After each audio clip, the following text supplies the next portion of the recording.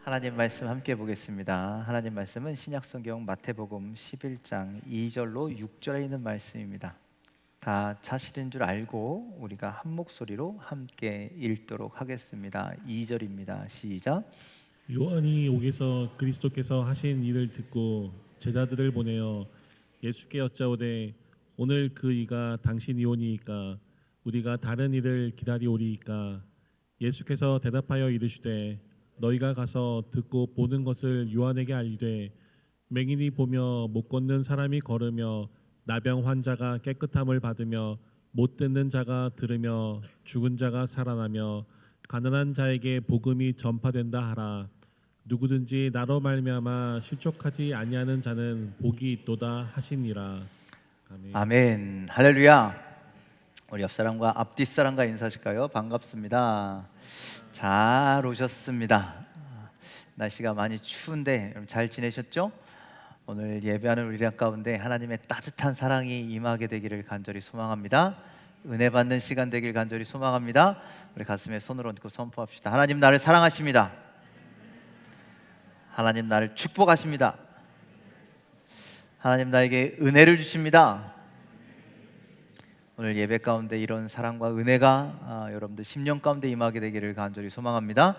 또 아픈 곳이 있으면 손을 다 얹어 놓으시고 또 아프신 사람들이 생각나면 그 사람을 생각하면서 그렇게 선포합시다. 하나님은 나를 치료하십니다. 하나님 나를 위로하십니다. 하나님 나를 회복시키십니다. 하나님 나와 동행하십니다. 이런 기적의 역사가 여러분들의 삶 가운데 간증되기를 주님의 이름으로 간절히 축원을 드립니다.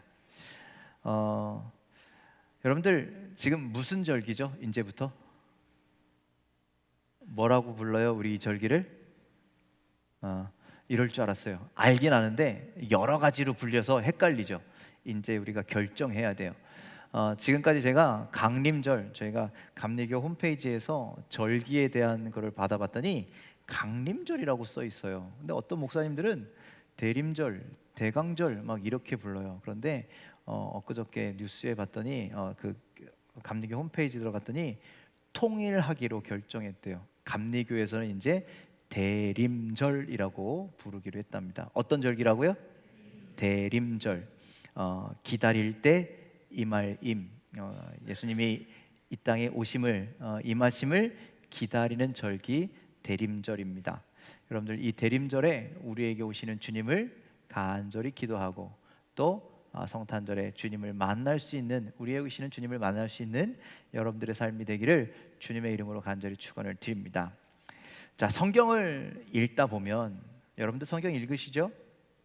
읽다 보면, 읽는다고 믿고 읽다 보면 우리가 생각지도 못한 인물이 생각지도 못한 행동을 할 때가 있습니다.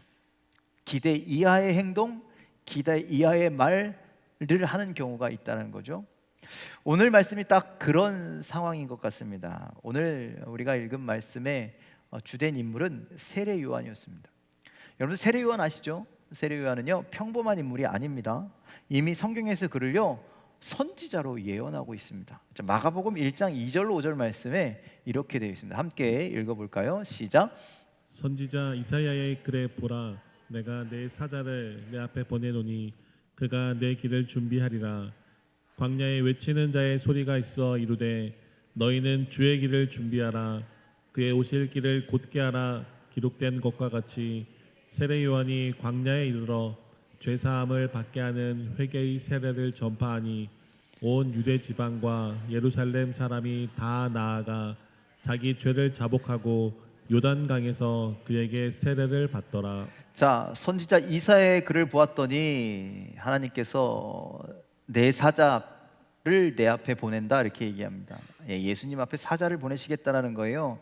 그가 내 길을, 예수님의 길을 준비하여서 광야에 외치는 자의 소리가 될 것이다 라고 말씀합니다. 그렇게 세례 요한은 이사야 40장 3절에 또 말라기 3장 1절에 예수님의 길을, 메시아에 오시는 길을 예비하는 자로 그렇게 이미 예언되어 있던 사람입니다. 그리고 그가 와서 이 땅에 와서 광야에 외치는 자의 소리로 광야에서 회개하라를 선포하잖아요. 그렇게 예언의 말씀대로 그의 사역을 잘 감당하는 사람들입니다. 그래서 수많은 사람들이 이 세례 요한 앞에 와서 죄를 자복하고 회개하고 구원에 이르게 되었습니다. 그렇기에 예수님도 그 앞에 가셔서 세례 요한에게 가셔서 세례를 받으셨습니다. 이렇게 세례 요한은 분명히 하나님께서 택하신 그리고 예비하신 하나님의 사람이었죠. 그런데 그런 세례 요한이 자신의 사명을 잊고 예수님을 의심하기 시작합니다. 자, 오늘 우리가 읽은 본문 말씀 중에 2절과 3절 말씀을 표준세 번역으로 잠시 읽어보도록 하겠습니다. 자, 2절 3절입니다. 함께 있습니다. 시작. 그런데 요한은 그리스도께서 하신 일들을 감옥에서 듣고 자기 제자들을 보내어 그들을 시켜 예수께 오실 그분이 당신이십니까? 그렇지 않으면 우리가 다른 분을 기다려야 합니까? 하고 물어보게 하였다. 자, 세례 요한이 자신의 제자들을 예수님께 보내면서 물어보는 겁니다. 오실 그분이 당신이십니까? 아니면 우리가 다른 분을 기다려야 합니까? 왜 이렇게 물어봤겠어요? 예수님이 의심되니까. 예수님이 메시아인가 아닌가 의심하기 때문에 이렇게 물어보는 거죠. 이렇게 하는 행동, 다른 사람은 몰라도 세례 요한이 그렇게 했다니까 조금 실망스럽습니다. 얼마 전까지만 해도 세례 요한은요, 예수님에 대해서 이렇게 고백하던 사람이었습니다. 마태복음 3장 11절 12절 함께 있습니다. 시작. 나는 너희로 회개하게 하기 위하여 물로 세례를 베풀거니와 내 뒤에 오시는 이는 나보다 능력이 많으시니 나는 그의 신을 들기도 감당하지 못하겠노라. 그는 성령과 불로 너희에게 세례를 베푸실 것이요 손에 키를 들고 자기의 타작마당을 정하게 하사 알곡은 모아 곳간에 들이고 쭉정이는 꺼지지 않는 불에 태우시리라. 예, 세례 요한은요 예수님에 대해서 이렇게 말씀합니다. 나는 물로 세례를 베풀거니와 그는 성령과 불로 너에게 세례를 베푸실 것이요 나보다 능력이 많으셔서 나는 그분의 신을 들기도 감당하지 못할 정도다. 그렇게 나는 아무것도 아니고 내 뒤에 오시는 그 예수 그리스도를 고백했던 사람입니다. 또 예수님께서 이 뒤에 바로 나오는 것이 뭐냐면 예수님께서 요단강으로 세례 요한에게 세례를 받으러 오시는데 그때 세례 요한이 예수가 그리스도이심을 발견하죠. 그래서 뭐라고 합니까? 내가 당신에게 세례를 받아야 할 터인데 어찌 나에게 세례를 받으러 여기 오십니까?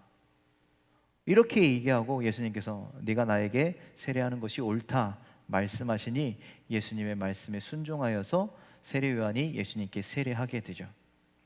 또 세례를 베풀고 강에서 올라오는데 하늘에서 음성을 들었습니다. 이는 내 사랑하는 아들이요 내 기뻐하는 자라. 하나님의 음성을 들었던 세례 요한인데 그렇게 오신 메시아를 발견했던 세례 요한인데 그런 세례 요한이 이제 와서 이런 얘기를 하는 겁니다. 오실 그분이 당신이 맞습니까? 아니면 우리가 다른 사람을 기다려야 합니까?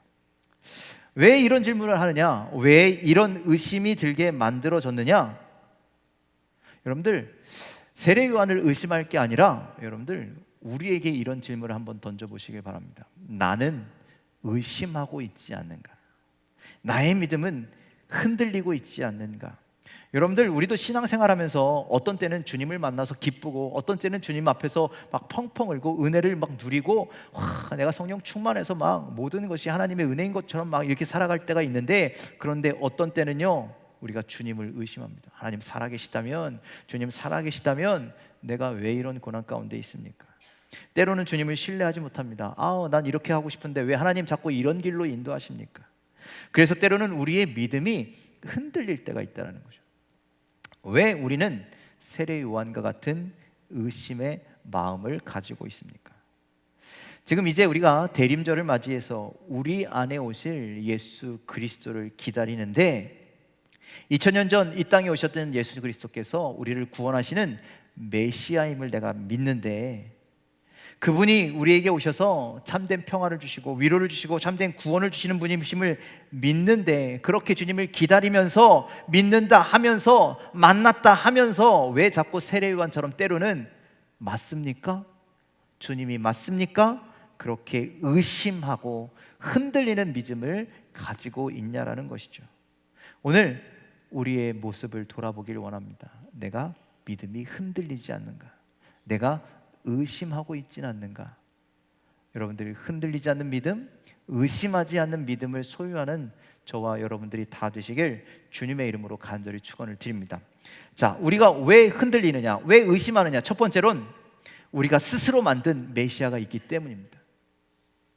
우리가 만들어버린 메시아, 내가 원하고 내가 바라고 내가 꿈꾸고 내가 만나고 싶은, 내가 기대하는 메시아가 우리 안에 존재하기 때문이라는 거예요. 그런데 예수 그리스도가 내가 원하는 모습이 아니에요. 내가 꿈꾸는 모습이 아니에요. 그럴 때 우리는 의심하게 된다는 것이죠. 흔들리게 된다는 것이죠.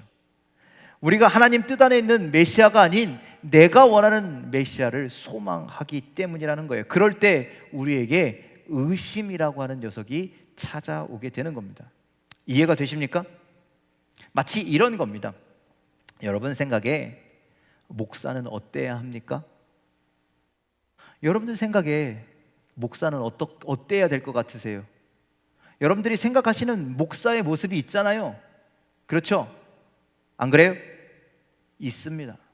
세상이 생각하는 목사의 모습, 교회가 생각하는 목사의 모습, 성도들이 생각하는 목사의 모습이 있다는 거예요.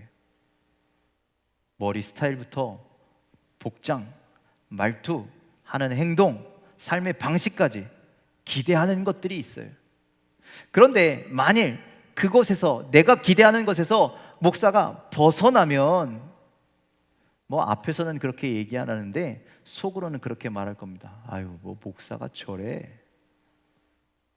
우리 교회 처음 오시는 분들, 이렇게 가끔 이렇게 처음 오시는 분들이 있잖아요. 그럼 저 뒤에서 이렇게 목사입니다 이렇게 인사하면요, 저한테 하는 얘기가 있어요.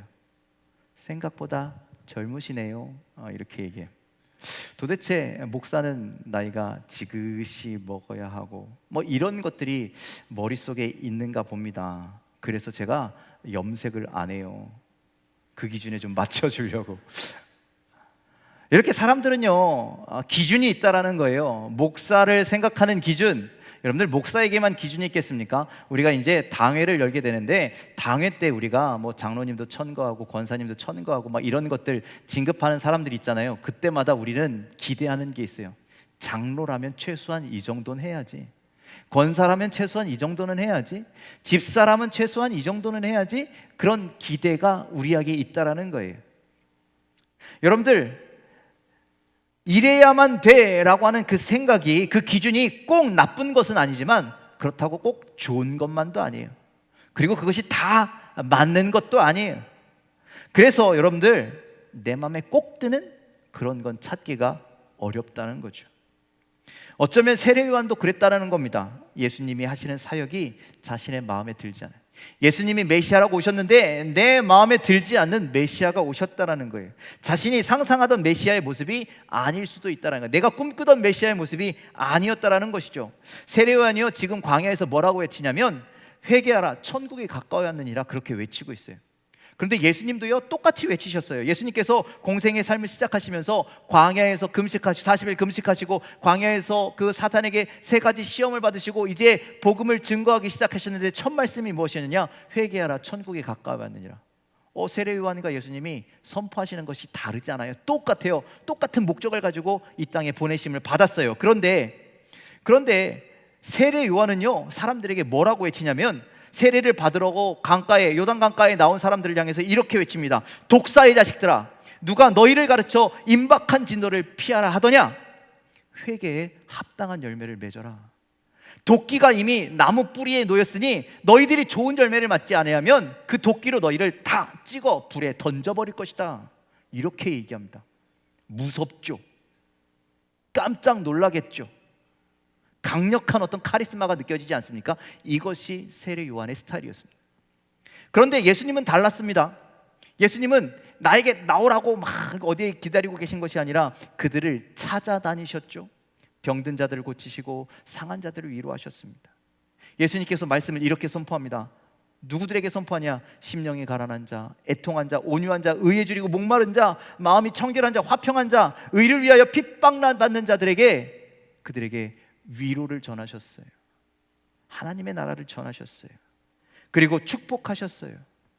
그리고 그렇게 주님 앞에 나와 회개한 사람들에게 뭐라고 이야기하냐면 너희들이 세상의 빛이야. 너희들이 세상의 소금이야. 그렇게 말씀하셨죠.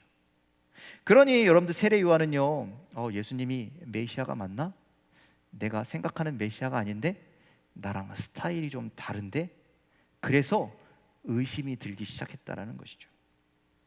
세례 요한은 최소한 메시아가 이 땅에 오시면, 그리스도가 이 땅에 오시면 아까 그 고백했던 것처럼 성령과 불로 세례를 주고 사람들이 회개하고 엄청난 어떤 회복의 놀라운 일들이 일어날 것이다, 그런 기대를 했는데 예수님이 자꾸 저 약한 사람들, 저 힘없는 사람들만 쫓아다니시더라는 것이죠. 세례 요한은요 지금 감옥에 갇혀 있거든요. 그가 감옥에 갇혀 있는 이유도 그거였습니다. 세상의 권력자였던 헤롯에게 직설을 날리는 거예요. 독설을 날리는 거예요. 바른 말을 하는 거예요. 그러니 어쩌면 세례 요한은요 예수님이 내 스타일과 좀 비슷하기를 원했다라는 거예요. 자신의 기준에 봤을 때 예수님이 좀 실망스러웠다라는 거예요. 실제로 예수님이 하시는 사역은 엄청난 일이었습니다. 그럼에도 불구하고 세례 요한은 자신이 생각하는, 자신이 꿈꾸는 메시아가 아니었기 때문에 당신이 맞습니까? 라고 하는 의심이 시작됐다라는 것이죠. 예수님을, 메시아를 내 생각, 내 틀에 가두어 놓았다라는 것이죠. 여러분들, 우리가 만드는 메시아는 메시아가 아닙니다. 우리가 생각하는 메시아는 메시아가 아닙니다. 그저 내가 만들고 싶은 내 욕심에 불과하다라는 것이죠. 그건 결국 우상이 될 수밖에 없습니다. 내 욕망의 산물을 만드는 일입니다. 그래서 여러분들, 우리는 신앙생활 속에서 내가 원하는 메시아를 기다리고 소망하는 것이 아니라 먼저 하나님의 나라와 하나님의 뜻을 구하는 자가 되어야 합니다. 하나님의 뜻대로 이 땅에 오신 메시아를 구해야 합니다. 먼저 하나님의 나라가 이 땅 가운데 이루어지기를 소망해야 합니다. 그래야 우리는 언제라도 내가 원하는 메시아가 아닌 주님이 우리를 보내신 메시아를 소망하고 만나게 되기 때문입니다. 그래서 여러분들, 우리도 예수님처럼 이렇게 기도해야 합니다. 우리 마태복음 26장 39절 말씀 함께 읽겠습니다. 시작.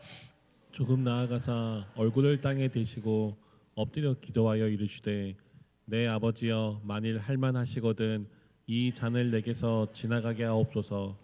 그러나 나의 원대로 마시옵고 아버지의 원대로 하옵소서 하시고. 예수님조차 이렇게 기도하셨습니다. 내가 원하는 일, 내가 원하는 사역, 내가 원하는 모습이 아닌 아버지가 원하시는 대로, 아버지 뜻대로 하시옵소서. 여러분들, 이제 우리도 그래야 한다라는 거예요. 내 뜻대로가 아니라, 내 기준대로가 아니라, 내 생각대로가 아니라 아버지의 뜻대로 하시옵소서. 아버지 말씀대로, 아버지의 생각대로, 아버지 이 땅에 오시는 예수 그리스도, 그분을 만나게 하옵소서. 그래야만 우리는 흔들리지 않고 우리는 인내하며 그분을 기다릴 수 있습니다. 변함없는 마음으로, 변함없는 믿음으로 끝까지 신뢰할 수 있는 겁니다. 우리의 환경이 이렇습니다. 우리의 환경이 저렇습니다. 우리 앞에 닥쳐진 이런 문제 저런 문제가 산더미 같이 있습니다. 그럴 때 내가 원하는 주님을 구하면 우리는 낙심하고 낭망할 수 있어요. 하지만 내 뜻이 아닌, 내 마음이 아닌 하나님의 뜻을 이루시기 위해 이 땅에 오시는 예수 그리스도를 구하고 예수 그리스도를 만나기를 소망한다면 여러분, 우리는 흔들리지 않는 믿음을 가지고 기다릴 수 있다는 것입니다. 여러분, 우리가 대림절 예수 그리스도가 오심을 이제 기다리게 될 겁니다. 우리에게 오시길 소망하게 될 겁니다. 그리고 성탄절에 주님을 만나게 될 겁니다. 그때 이분이 맞나? 내가 원하는 주님을 구한다면, 내가 원하는 예수를 구한다면 분명 실망할 수 있습니다. 하지만 하나님 뜻대로, 하나님이 원하시는 대로의 주님을 구한다면, 만나게 된다면 우리는 기뻐하며 찬양하게 될 것입니다. 내가 원하는 주님이 아닌 주님이 나를 위해서 보내신 예수 그리스도를 만나게 되는 여러분들이 되시길 주님의 이름으로 간절히 축원을 드립니다. 두 번째, 우리는 왜 흔들리느냐? 우리는 왜 의심하느냐? 이 귀가 얇아서 그래. 귀가 얇아서. 자, 우리가 신앙인이라면 기억해야 할 성경 구절이 있는데 욥기 42장 5절로 6절 말씀 우리 함께 표준 세번역으로 읽어보겠습니다. 시작. 주님이 어떤 분이시라는 것을 지금까지는 제가 귀로만 들었습니다. 그러나 이제는 제가 제 눈으로 주님을 뵙습니다. 그러므로 저는 제 주장을 거두어 드리고 티끌과 잿더미 위에 앉아서 회개합니다. 자, 여러분들 욥의 이야기입니다. 욥이 마지막에 하나님에 대해서 고백하는 겁니다. 여러분들 욥이 믿음 좋은 사람이었잖아요, 그렇죠? 엄청나게 좋은 사람인데 마지막에 뭐라고 했냐면 주님 죄송합니다. 제가 이제껏 주님을 귀로만 들었습니다. 귀로만 듣고 알았습니다. 이제는 귀가 아닌 눈으로 주님을 보겠습니다. 뵙고 주님을 올바로 알겠습니다. 경험하고 주님을 올바로 하겠습니다. 지금까지 살아왔던 제 주장을 거두어 주시옵소서라고 그렇게 이야기하는 겁니다. 고백하는 겁니다. 여러분들, 우리는 이제 하나님에 대해서 절대 귀로 들어서는 안 된다는 거예요. 아니 목사님, 믿음은 들음에서 시작된다면서요. 예, 맞습니다. 믿음은 들음에서 시작합니다. 이 들음은 하나님의 말씀을 들음입니다. 그런데 우리가 듣지 말아야 한다는 것은 뭐냐? 사람들이 말하는, 세상이 말하는 하나님에 대한 소문, 이렇다더라 저렇다더라, 이 소리에 귀를 막으라는 겁니다. 그것이 아니라, 그것으로 우리의 신앙생활을 하려고 하는 것이 아니라 내가 경험한 하나님, 내가 바라본 하나님, 내가 만난 하나님, 그 하나님을 통해서 내가 주님을 알아가야 한다라는 말씀입니다. 그래서 여러분들 신앙인이라면 듣는 것을 떠나서, 아니 듣는 것을 뛰어넘어서 직접 눈으로 보고 경험하는 것이 너무나 소중합니다. 그래서 감리교에서 우리의 신앙생활을 위해서 네 가지 기준을 제시하죠. 첫 번째 성경, 그리고 전통, 이성, 경험이 중요하다는 거예요. 여러분들 신앙생활 상황에서 경험하시길 바랍니다. 하나님을 경험하시길 바랍니다. 그 경험을 통해서 하나님을 올바로 알아가게 되시길 주님의 이름으로 간절히 축원을 드립니다. 그런데 세례 요한은요, 예수님을 경험하지 않았어요. 예수님을 만나보지 못했어요. 아니, 만났긴 했죠. 그런데 딱 한 번 만나고 계속 예수님에 대한 이야기를 전해 듣게 됩니다. 누가복음 7장 17절 18절 말씀 함께 읽겠습니다. 시작. 예수께 대한 이 소문이 온 유대와 사방에 두루 퍼지니라. 요한의 제자들이 이 모든 일을 그에게 알리니. 자, 예수님이 사역을 시작하시니까 예수님에 대한 소문이 온 유대와 사방에 두루두루 퍼지게 되는 겁니다. 그 소문을 요한의 제자들이 듣고 이 세례 요한에게 전해 주었다라는 거예요. 딱 한 번 만났을 뿐. 아까 그때 요단강에서 세례를 받으실 때 세례 요한이 예수님을 딱 한 번 만났을 뿐, 그 위에는 단 한 번도 만난 적이 없어요. 그냥 예수님이 이렇대, 예수님이 저렇대 소문만 들었을 뿐이라는 거예요. 그런데 여러분들, 이 세례 요한의 제자들이 전해주는 이야기가 어떤 이야기였을까?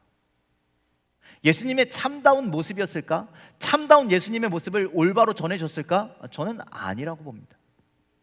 자, 마태복음 9장 14절과 요한복음 3장 26절을 한번 읽어보도록 하겠습니다. 함께 읽겠습니다. 시작.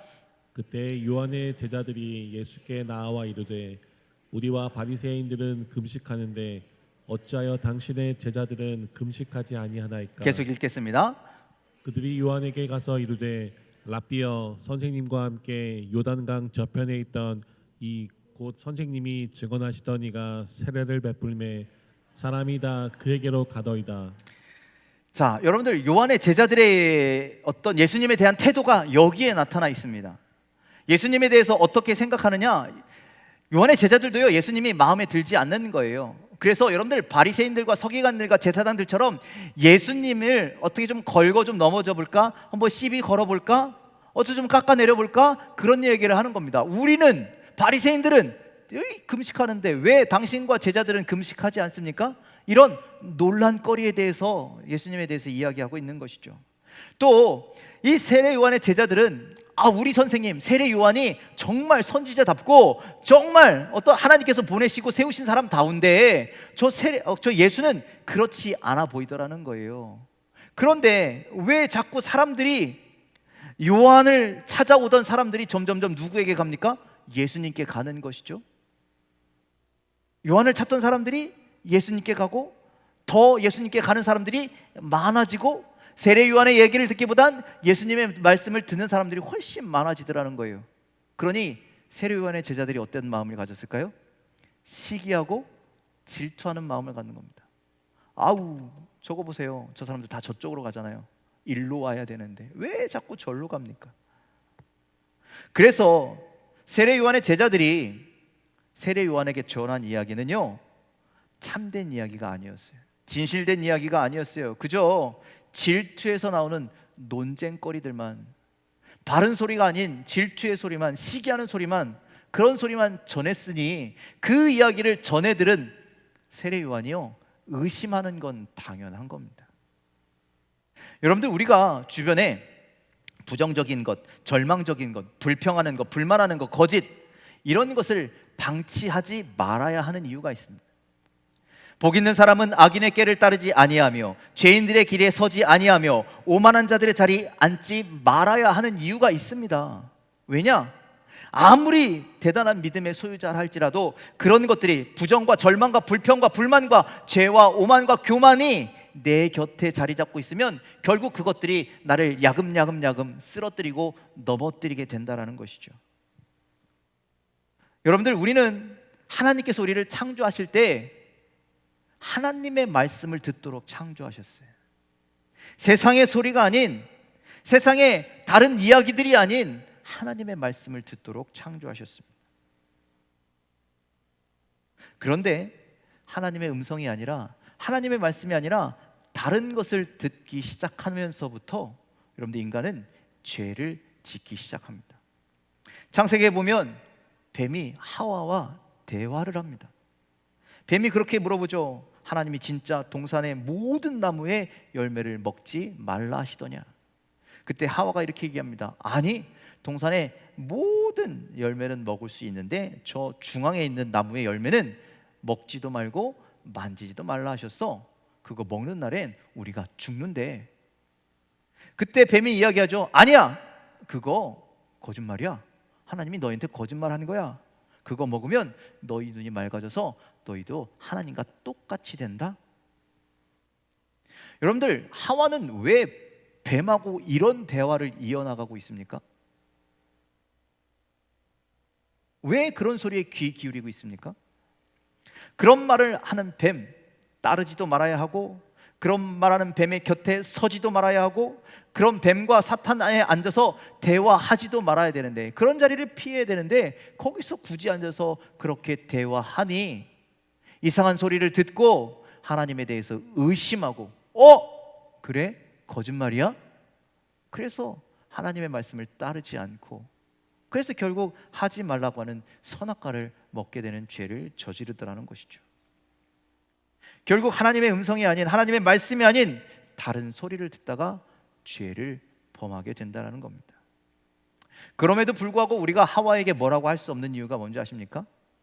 우리도 하나님의 음성이 아닌 세상의 다른 소리에 자꾸 귀 기울이고 있다는 겁니다. 하나님의 말씀이 아닌, 하나님의 음성이 아닌 다른 것들에 귀를 기울이고 그것을 듣고 있다는 겁니다.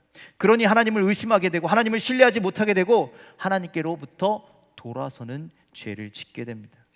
그래서 여러분들, 믿음의 사람들은요, 하나님의 음성을 직접 들어야 합니다. 누가 들었대 그런 소리에 귀 기울이지 마시고 내가 듣기를 원해야 합니다. 내가 들어야 합니다. 내가 직접 말씀을 읽어야 합니다. 내가 직접 기도해야 합니다. 내가 직접 예배 드려야 됩니다. 내가 스스로 전심으로 찬양해야 합니다. 그리고 내가 하나님을 사랑해야 합니다. 내가 하나님의 일에 충성해야 합니다. 그리고 그렇게 하나님의 말씀을 내가 직접 살아가야 합니다. 보고 경험해야만 의심하지 않고 신뢰할 수 있는 것이죠. 로마서 12장 2절은 이렇게 말씀합니다. 로마서 12장 2절 말씀 함께 읽도록 하겠습니다. 시작. 너희는 이 세대를 본받지 말고 오직 마음을 새롭게 함으로 변화를 받아 하나님의 선하시고 기뻐하시고 온전하신 뜻이 무엇인지 분별하도록 하라. 너희는 이 세대를 본받지 말래요. 이 세대의 이 세상의 소리를 듣지 말래요. 따르지 말래요. 오직 누구의 말씀만, 하나님의 말씀만 들어서, 주님의 말씀만 들어서 우리의 마음을 새롭게 해야 된다라고 그렇게 말씀하고 있습니다. 우리가 이 세상의 이 시대의 풍조에 귀를 기울이면, 그 소리를 들으면, 하나님의 말씀이 아닌 다른 것을 듣게 되면 결국 우리는 쓰러지고 이 세상에서 의심하고 넘어질 수밖에 없는 인생이 된다라는 것이죠. 대림절인데 예수님 기다리기는커녕 예수님을 버리고 떠나갈 수도 있다라는 거예요. 우리가 아기 예수님이 오시는 성탄절, 이 대림절의 시간을 보내는데 여러분들 혹시 의심하고 계시지 않습니까? 세상의 소리에 귀 기울이다가 이 사건에 대해서 의심하고 계시지 않습니까?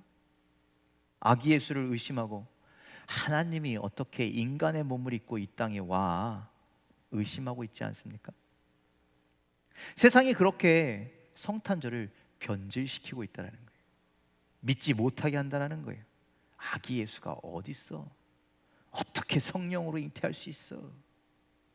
그냥 연말이니까 기분 좋게 놀자, 웃자, 떠들자. 더 이상 아기 예수의 이야기는 이 세상에서 사라져갑니다. 성탄절이 무슨 날인지도 모릅니다. 그렇잖아요.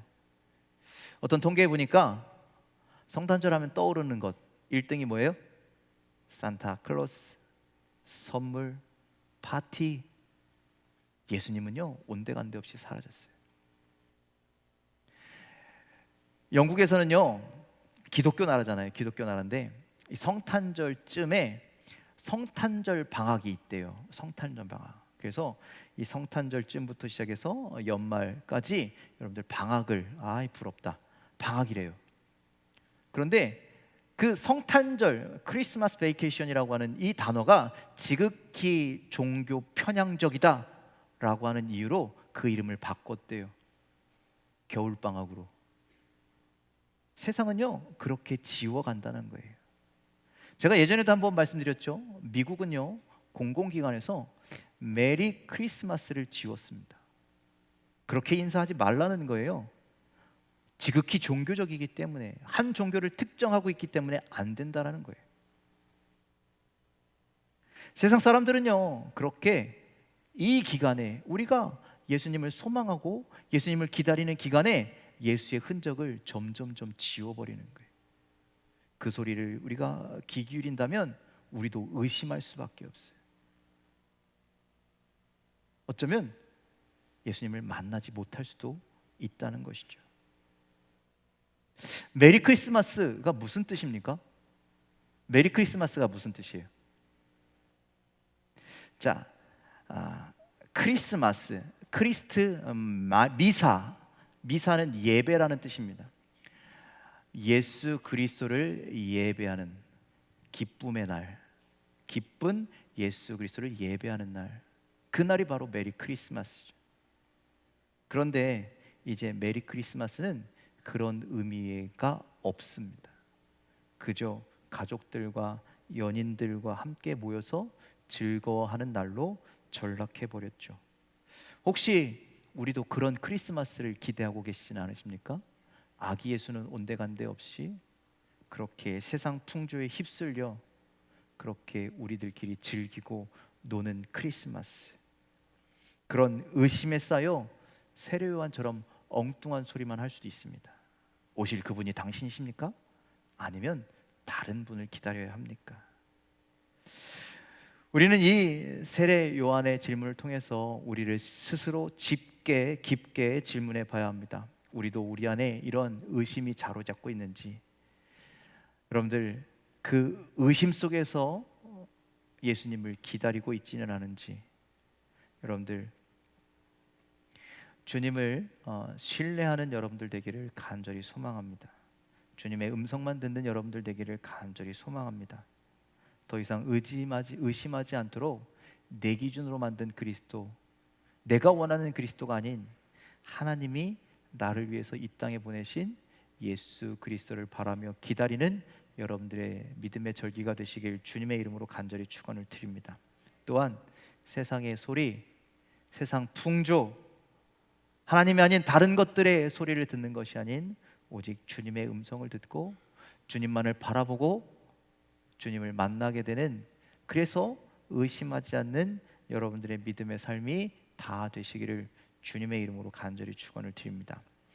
우리가 읽었던 본문 맨 끝에 마태복음 11장 6절에는 이렇게 기록되어 있습니다. 함께 읽겠습니다. 시작. 누구든지 나로 말미암아 실족하지 아니하는 자는 복이 있도다. 예수님께서 세례요한이 물어봤잖아요. 당신이 맞습니까? 다른 사람을 기이하다 여겨야 합니까? 그때 세례요한에게 주신 답변이 이거였습니다. 누구든지 나로 말미암아 실족하지 아니하는 자는 복이 있도다. 실족한다는 건 뭐예요? 걸려 넘어진다라는 뜻이죠. 표준 세변에게는요, 이 걸려 넘어진다라는 것에 한 가지 더 의미를 기록하고 있습니다. 뭐라고 기록하냐면 의심하지 않는 자는 복이 있다. 지금 세례요한이 의심하고 있는데 의심하지 마, 믿어, 신뢰해. 그런 사람만이 복이 있다라는 것이죠. 여러분들 모든 의심을 버리시길 바랍니다. 그리고 우리 주님을 신뢰하시길 바랍니다. 나를 사랑하셔서 나를 위하여 이 땅에 오신 예수 그리스도를 믿고 신뢰하고 나에게 오시는 예수 그리스도를 간절한 마음으로 기다리는 우리 대림절, 그리고 나에게 오시는 예수 그리스도를 만나게 되는 성탄절, 그런 귀한 믿음의 절기로 주님을 신뢰하며 매일매일을 살아가는 우리의 삶이 되기를 주님의 이름으로 간절히 축원을 드립니다. 기도하겠습니다.